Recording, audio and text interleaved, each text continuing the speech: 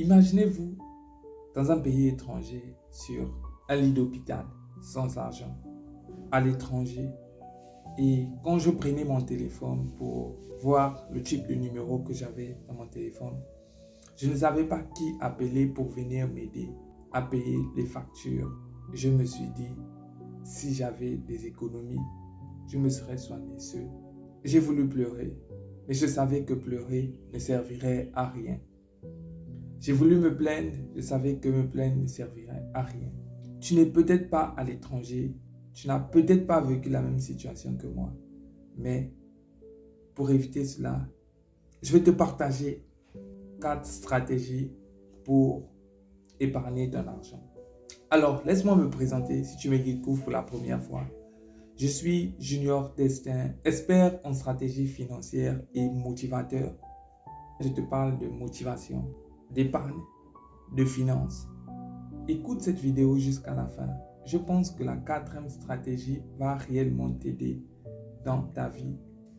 La première stratégie que je vais te donner pour épargner ton argent, c'est la loi du 90-10. Et on le dit souvent, il faut épargner 10% de tout ce que tu gagnes. Dès que tu as ton salaire, alors lorsque vous allez débuter à épargner, 10% ça ne vaut rien. Mais ce qui compte le plus, c'est rester constant. Vous serez très surpris à la fin de l'année, le montant que vous aurez mis de côté.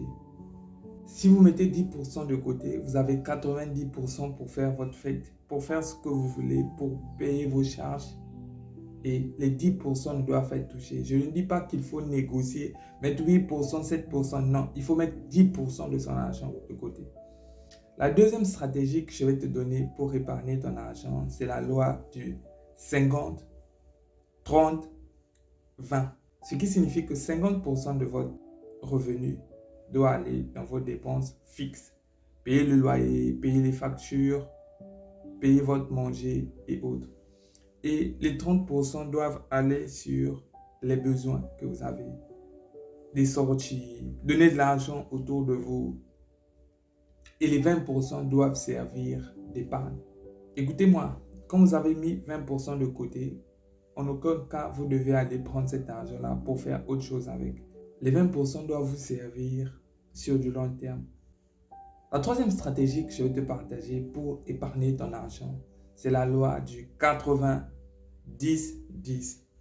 Ce que vous devez faire, vous devez mettre 10% de votre argent pour épargne, 10% de votre argent comme investissement et 80% vous pouvez faire tout ce que vous voulez avec. Sortir, faire la fête, comme vous voulez. Vous avez 80% pour faire cela. Vous allez remarquer que même si vous vivez avec 80% ou 60% ou 100% de votre argent, rien ne va changer. Mais si vous mettez de côté de l'argent, en 2 mois, 3 mois, 4 mois, en une année, vous aurez mis assez d'argent pour commencer un business. Donc, si vous mettez 10% chaque mois pour l'épargne, 10% pour investir, vous allez multiplier votre argent avec le temps. Et la dernière stratégie que je te présente pour épargner ton argent, toi qui n'arrives pas à épargner 10%, 20% ou 30% de ton argent, je vais te demander à épargner 1% de ton argent pendant 3 mois. Après les 3 mois, tu passes à 3%. Tu épargnes 3% pendant 3 mois. Et après les 3 mois, tu passes à 5%. Au bout de 9 mois, tu dois passer à 10% de ton épargne.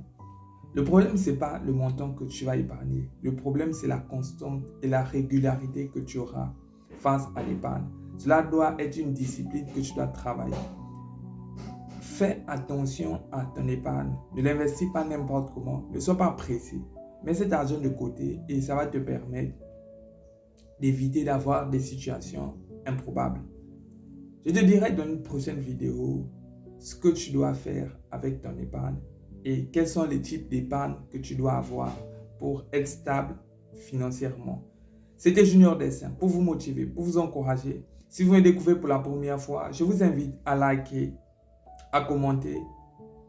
On se dit à bientôt pour une prochaine vidéo.